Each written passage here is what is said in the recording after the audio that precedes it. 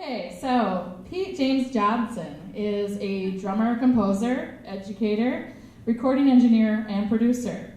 Not too far off from Questlove here.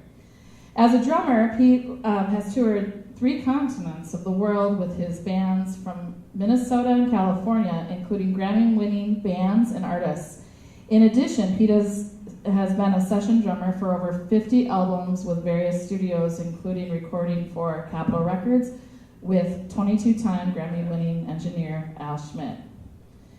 As an educator, Pete is currently on music faculty at the College of St. Benedict, St. John's University, where he directs jazz ensemble and jazz combos and teaches drum set. Previous to that, he served as the jazz drum instructor at the University of Southern California. Pete has also been a clinician and guest performer at the University of Minnesota Morris Jazz Festival, the Central Lakes Conference Jazz Festival, and the Minnesota All-State Jazz Band. He is also a teaching staff at the Worth Center School of Rock Music Camp here in St. Cloud, which is coming up, right? Soon? Yeah. Like soon. 'Tis the season. He received his Master's of Music and Jazz Studies at the University of Southern California and BA in Music at the Minnesota State University. Pete is the co-owner and operator of Twin Lakes Sound Studio, a designation recording studio about 25 miles south of St. Cloud, where he is also the head engineer. Twin Lakes Sound Studio is a studio dedicated to recording and producing local talent and independent artists. And that's what we're all about, and we're really excited about his endeavors. So everybody give a warm welcome to Pete Johnson.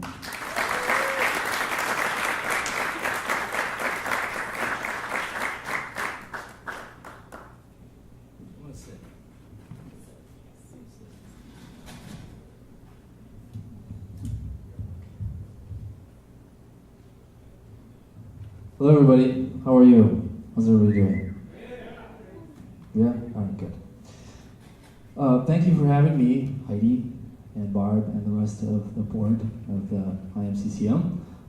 I think it's really cool what you guys are doing, this whole thing, highlighting independent artists and independent musicians in particular around central Minnesota. I think it's really cool. Carrie asked this question before to the audience, but I couldn't see very well because of the lights. Who is a musician? Raise your hand. That's nice. House lights, cool. More specifically, who is like a singer-songwriter? Okay, more specifically yet, who is just like, maybe you just play an instrument in an orchestra or a band or something like that. Okay, a few people. Cool. So most of you in this room probably don't know who I am, and most of the people in the music business don't know who I am either, and that's actually kind of my secret weapon in the music business, is that no one knows who I am. And so all the stuff that I do is kind of like behind the scenes in the music business or in the background. And because of that, I get to wear many different hats in the music business. So I perform, I'm a drummer, I'm also an engineer and producer at my studio, Twin Lakes, and then I'm a teacher. I compose a little bit of music, but I'm not really like a singer-songwriter per se. But I also do some other random things that involve around music, like some electronics engineering, making electronics, like audio, specific electronics. Sometimes I'm a bassist. Sometimes I'm a keyboard player. It's just, and other random duties as a side. I just kind of get to do whatever. And everything I do revolves around music, but it's all sort of behind the curtain, so to speak. And that kind of has its advantages to not be in the spotlight sometimes, because it gives me that freedom to do whatever I want.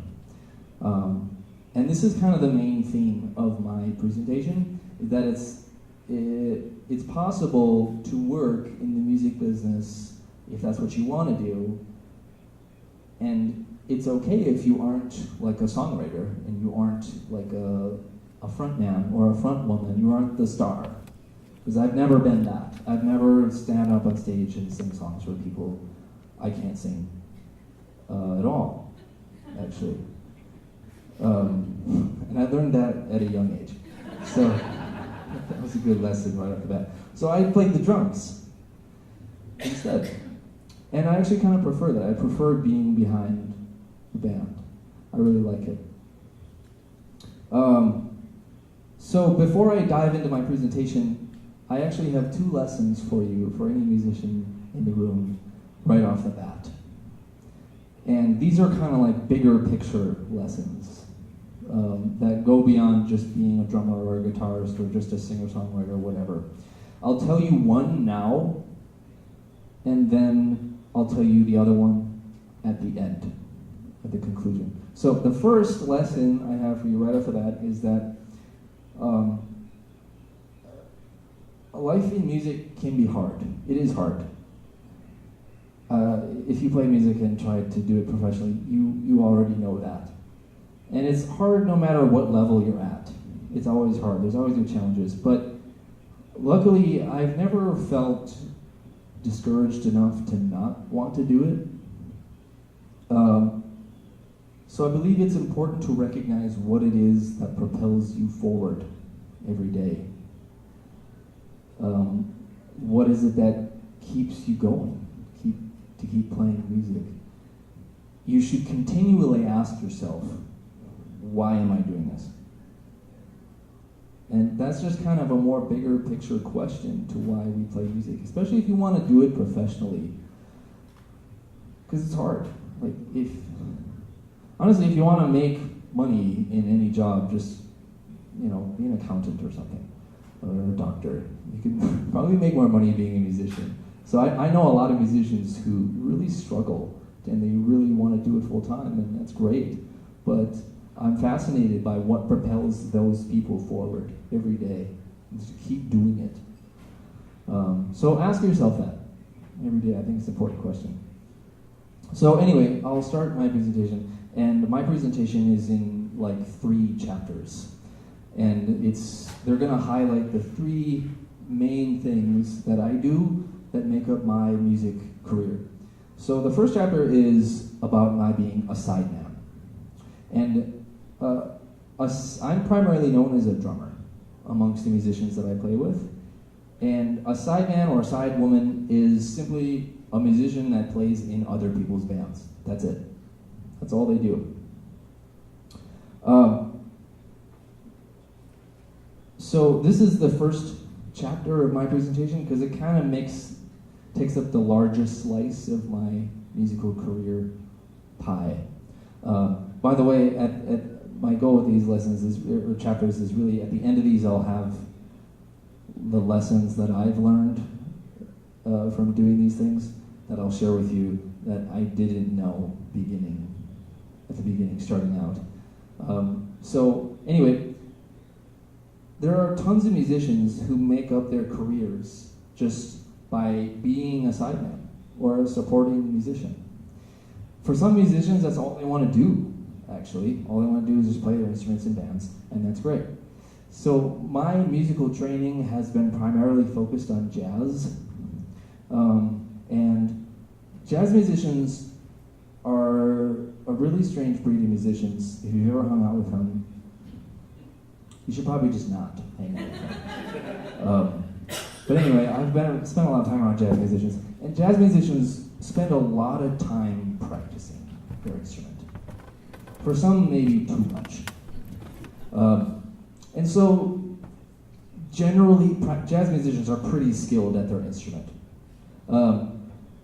And I know a bunch of jazz musicians who go to jazz school or whatever, and they graduate, and then their goal is to get the sideman gig. They want to get like the touring gig with a pop star or something, or the touring jazz gig or whatever. They just want to play their instrument, and that's it. And that's great. Some people are really successful at that, actually. I used to want to do that, actually. I used to want to be the touring pop drummer, jazz drummer, all the above. I just loved all kinds of music and I loved playing, and that's all I wanted to do. And that used to be my goal. But actually, that's not my goal anymore, and I'll tell you why. But basically, I got sort of sidetracked by other interests, and I'll tell you more about those later. But my goal used to be this. My mantra used to be, become a virtuosic drummer. That was it. But like I said, my goal is different now. Now my goal is just to make good music, no matter what situation I'm in. And I think that sort of goes beyond just playing your instrument well. It's more than that. But so like I said, there are things that caught my interest, and sort of I got sidetracked off of the touring sideman gig. But in regards to sideman work, I have done a fair amount of it, and I want to share with you the lessons I've learned doing it. So, lesson number 1: be a nice person. That it sounds simple, I know. But if you're a sideman, the people who hire you are other musicians, not venues or clubs or managers or whatever. The people who hire you are other musicians. And so, in a way, you're kind of providing a service, like playing your instrument professionally. And I believe in good customer service. And basically that comes down to just being nice. Be professional, show up on time, be prepared, keep your cool when moments are tense, and that's it. That's lesson number 1, and maybe the most important. That's like 50% of the way there already. Is just be nice. Okay, so lesson number 2. I'm sure you've heard this before, but they say, it's not what you know, it's who you know. And I think it's actually both. Yes, it is important to network, and you get a lot of gigs that way, especially as a sideman or sidewoman. Most of my gigs happen just by waiting for the phone to ring. Just because I've known enough musicians in my life where they call me and say, hey Pete, can you do this gig at this day and this time?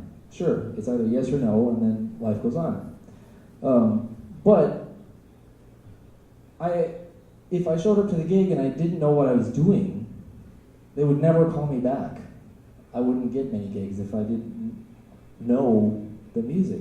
So I think it's actually both. It's what you know and who you know. And I've gotten a lot more gigs simply because I can play a bunch of different styles and because I can read music. And sometimes I do these gigs, and actually I have one next week, these gigs called cold gigs, which is a gig where you show up and sight read the whole thing. And I have one on Tuesday next week, the cold gig. I'm actually really excited to do it, it's a fun one. So that's an important thing to remember, is it's both what you know and who you know. So lesson number 3, find a good teacher. I think this is really important too. If you want to be good at an instrument, find someone who's better at it than you and then hang out with them. And it doesn't have to be like at a college or in a school environment. You could just call them and just, it can be in a private lesson situation. If you're serious about it, I don't think there's a substitute for finding a good instructor. And the sort of tailored tutelage and teaching you can get from a great mentor and teacher on the instrument. And sometimes when you have a good teacher, it's more than just about learning how to play an instrument. You get like life lessons all the time, and that's kind of one of my favorite things about the great teachers that I've had, is you get like these like lessons on how to be a good human being.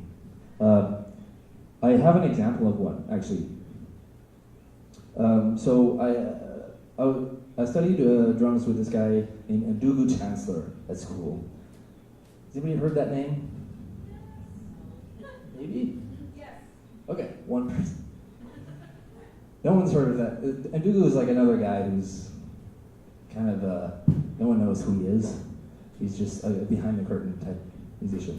But I guarantee you've heard his drumming.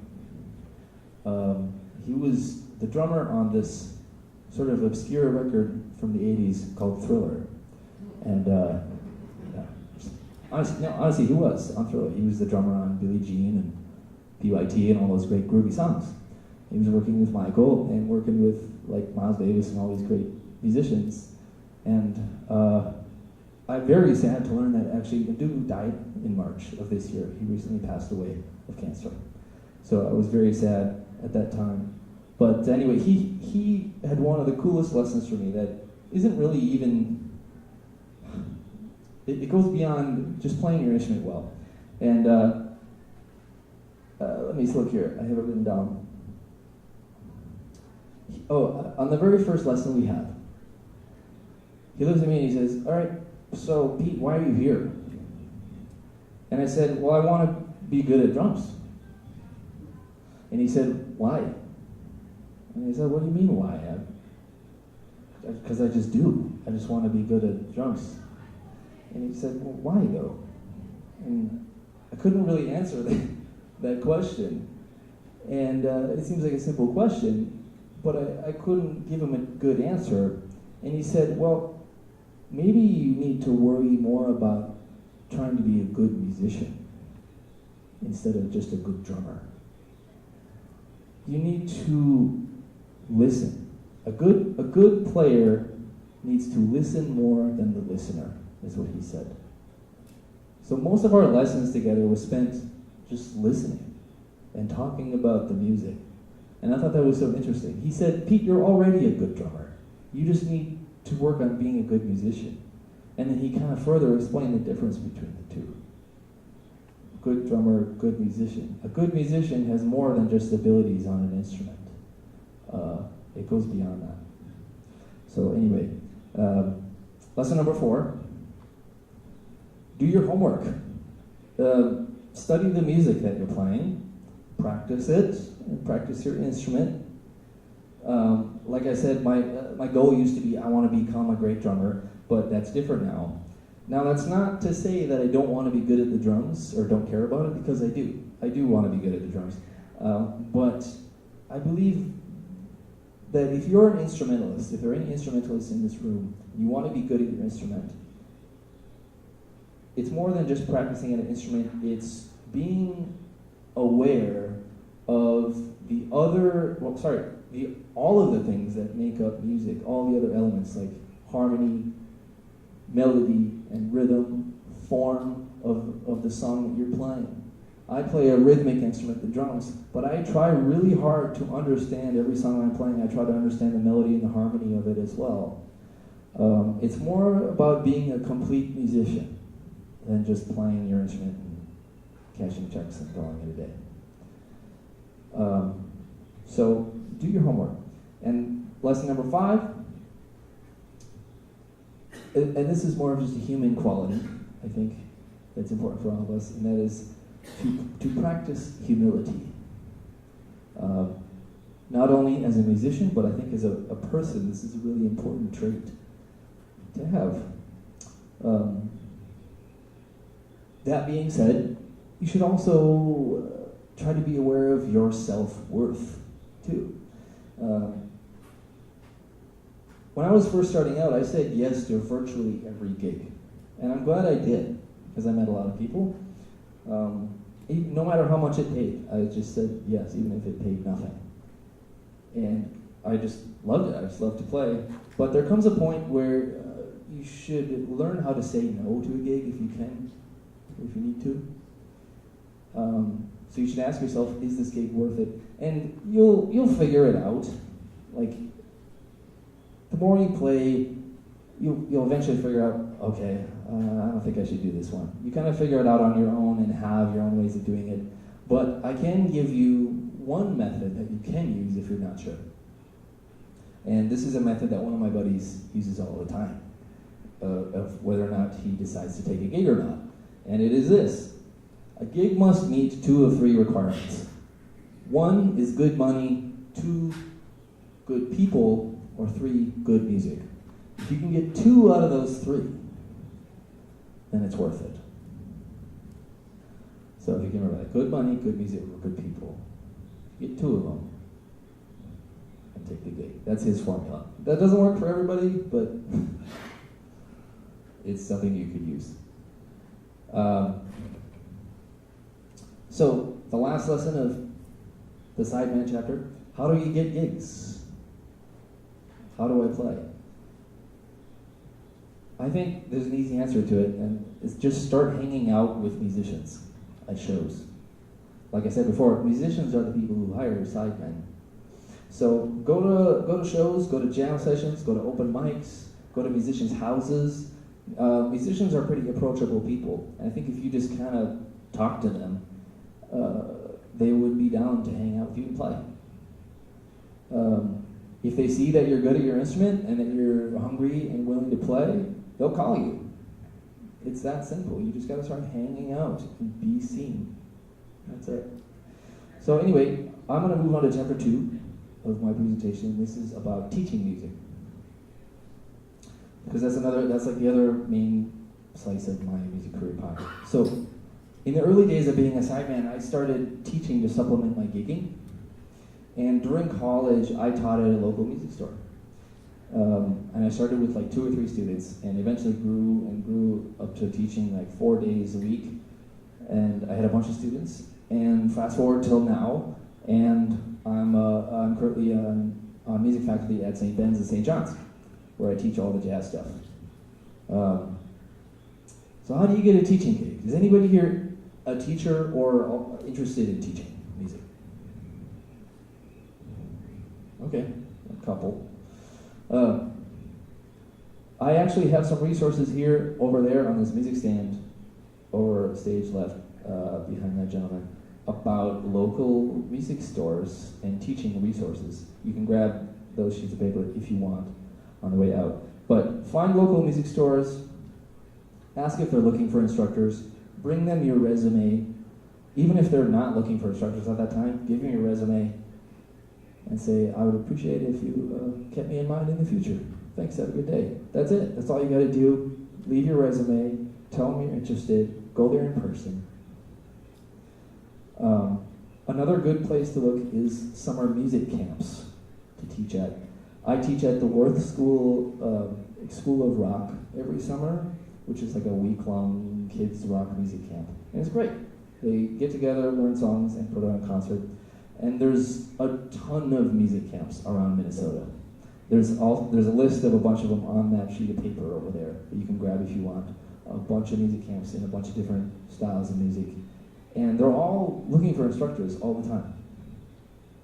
Another method is you can teach out of your own home. If you have like a spare room, set it up. You have a teaching studio. I've done that before as well.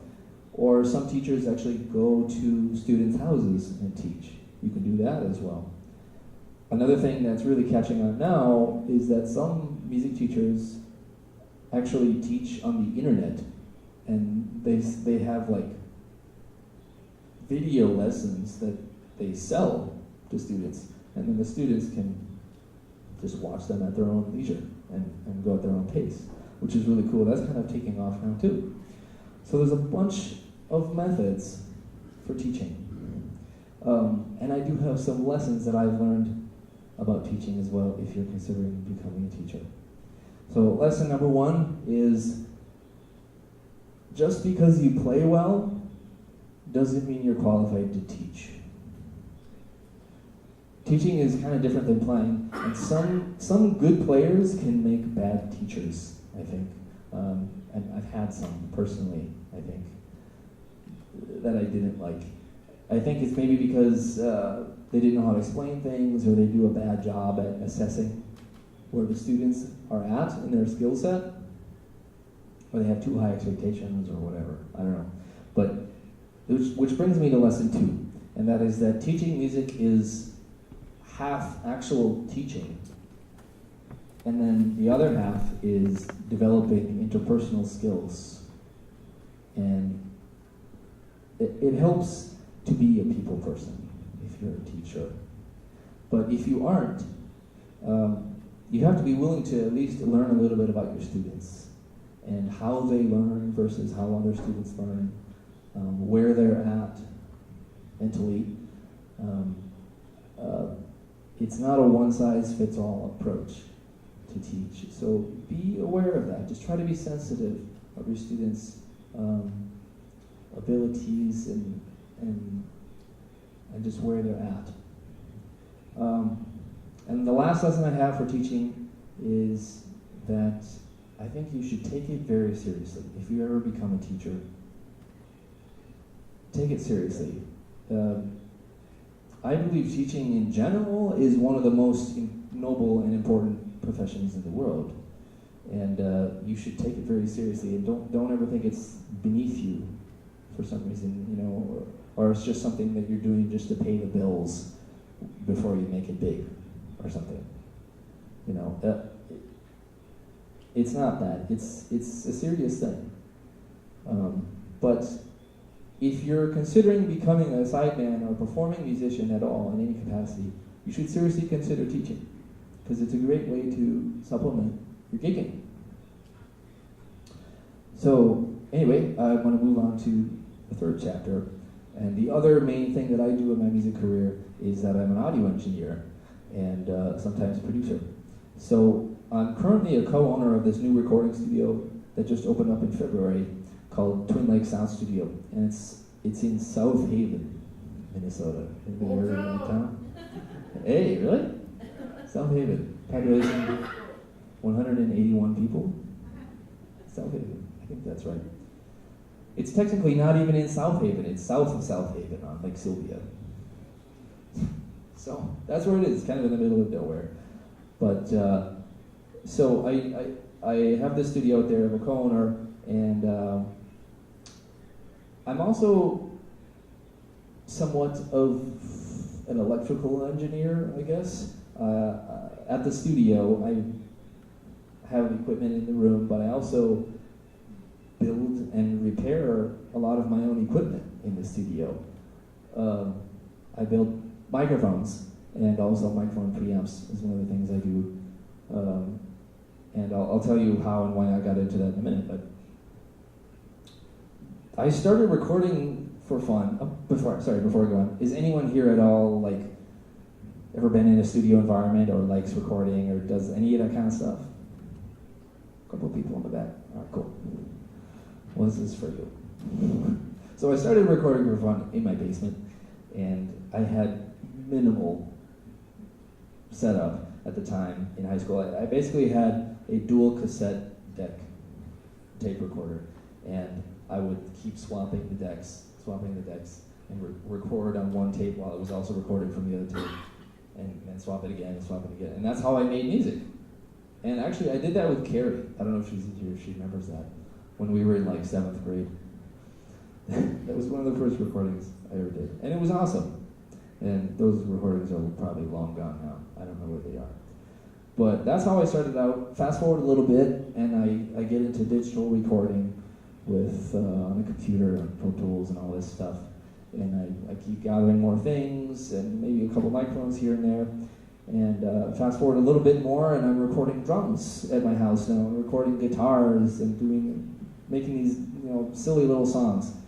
And then fast forward a little bit more, and about 3 years ago, I actually started recording albums, full albums for my friends, because I felt I was ready to do that. I felt confident enough, and I was like, okay, I like this. I sort of fell in love with the studio environment, and I fell in love with how all this stuff works. I was so fascinated by it. I was just intensely curious about how it all works. And then fast forward to now, and now I have this place, Twin Lake Sound Studio in South Haven. So it's, like I said, it's been this other passion of mine. And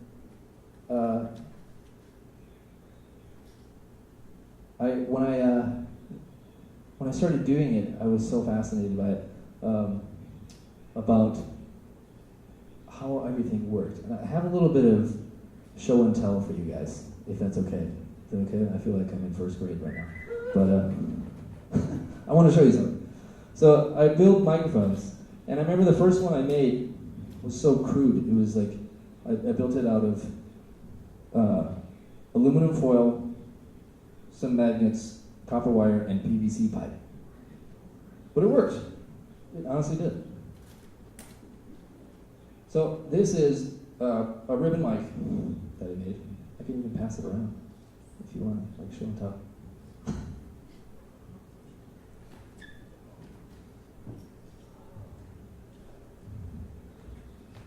They're surprisingly simple devices, actually. And then another one really quick. This is a more recent one. This is a tube mic that I made. And learning about these devices was just another thing that totally fascinated me. It's just sort of become another passion of mine. And thing that I do is like tinker with stuff. But I do have some lessons, again, just like the other chapters, about recording, and I guess lessons about when other interests come into your life and distract you from things. Well, this was one of them. It turned out to be a very good distraction, distracting me from the sideman job that I really wanted in the beginning. I started learning about recording, and I fell in love with it, and I just couldn't put it down. I had to do it. So the first lesson is this. Learning out of necessity is about knowing the minimum to get by. But learning out of curiosity is about knowing the maximum.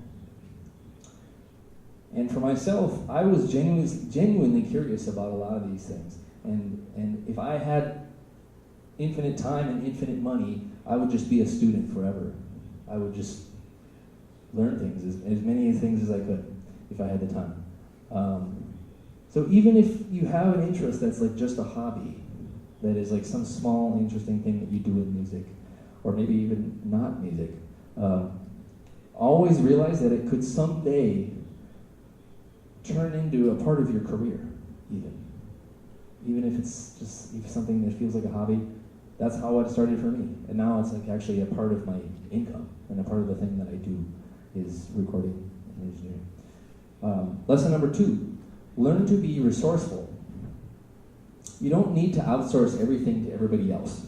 If you want something, but it's something that's stopping you because of like a lack of money or a lack of knowledge on something, learn to do it yourself. And it could be anything. It could be like, if you're a guitar player, learn how to repair your own guitar if it breaks. Or learn how to repair your instrument or whatever. Learn how to repair your own equipment. Or learn a new instrument entirely. And then the last lesson I have is, while acquiring knowledge on a bunch of random things is fun and can be good, always remember that at some point, you're going to have to actually start doing stuff. And this is one of the pitfalls that I fell into, actually, that I want to share with you, is that a lot of young people, they graduate school and then they get thrown into the real world, and it's just open playing field. And it can feel super scary, and it was scary to me. I sort of had this anxiety after I graduated, like, well, what now? I wasn't sure what to do. And so my instinctual reaction was just to keep learning stuff. Just to keep learning, because I thought that if I kept acquiring knowledge, that somehow my career will just happen. It'll just fall into place. But I realized that later than most people that you can collect as much knowledge as you want on anything. But at some point, you're going to have to actually start doing stuff. And I wish I realized that so much sooner. But for musicians and artists alike, that means that we have to create. We have to play. We have to do stuff. So I'm going to conclude with the second big picture lesson that I was going to share with you at the beginning. So, and that is this. As we go through the music business, we acquire virtues. And what I call the resume virtues are the things like our list of achievements in the business. You could think of it as like a measure of your success. It's things like your awards, how many records you've made, how skilled you are, the people you work with, and yes, how much money you make doing it. That's like the resume virtues. It's the things we have accomplished with our talent and hard work and maybe some luck. So, but what I'm coming to learn is that we must also develop what I call character virtues. And these are like human qualities that I'm learning are maybe even more important than the resume qualities or the resume virtues. So to quote the great writer and philosopher David Brooks, he said, "They are your eulogy virtues." They're the things that people will say about you after you die. Like what kind of person you are. Are you fun to be around? Are you a good friend? Are you respectful? That kind of thing. Every majorly successful musician I have met have one thing in common, is that they put good character above all else. And I'll give you an example as to close it out. So I studied drums for a couple years with this great drummer named Peter Erskine. And the first few lessons I had with him, I was super nervous. And he could tell. He could tell I was super nervous, and he asked me, "Pete, what's wrong?" And I said, "Well, I'm nervous around you." He said, "Why?" And I said, "Well, because you're Peter Erskine. Like, you have all these Grammy awards, and you're like a legend, and you've played with Weather Report and Steely Dan and Joni Mitchell and Herbie and Wayne Shorter and all these great musicians. You're on over 600 records, blah, blah, blah." I started reading his resume virtues to him. And he said, "Well, so what? I still have to stand in line at McDonald's, just like everybody else." And when he said that, I was just kind of like, "Oh yeah, I guess you do." And that actually immediately alleviated my nervousness around it, because when he said that, it was almost as if he knew that your resume virtues, at the end of the day, don't really matter. He realized that we aren't better than someone else just because of your accomplishments, or that we shouldn't expect special treatment or adoration just because you're good at what you do. He was just super down to earth. That's what I'm trying to say. He's very down to earth, and by saying that, he put us both on the same level, even though he's like eons beyond me in skill and talent and experience. But I never felt that way. I always felt comfortable with him, like we were on the same level. So from that day on, I was never nervous, and I always looked forward to lessons. So that concludes my presentation, and I don't actually have a performance for you, because like I said, I'm not a singer. I'm not going to sing for you guys. But what I'm going to do, if we can cue it up, is I'm actually going to play you a video, and this will be kind of my performance. The video is actually of Carrie Schneider, and it's recorded at my studio. Her band came in and recorded at Twin Lakes Sound Studio, and they were the very first recording that happened. And we did a live in-studio performance with our whole band there. They were the maiden voyage recording at Twin Lakes Sound Studio. Yeah, and we recorded it and put it out in the world, and so this is Carrie's band recorded at my place. So thank you all.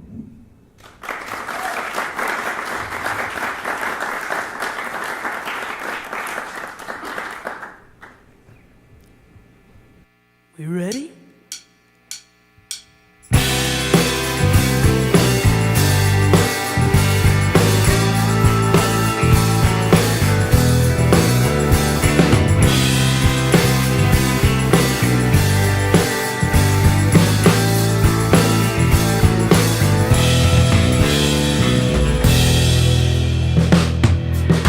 I had a dream that I was headed down to Joshua Tree.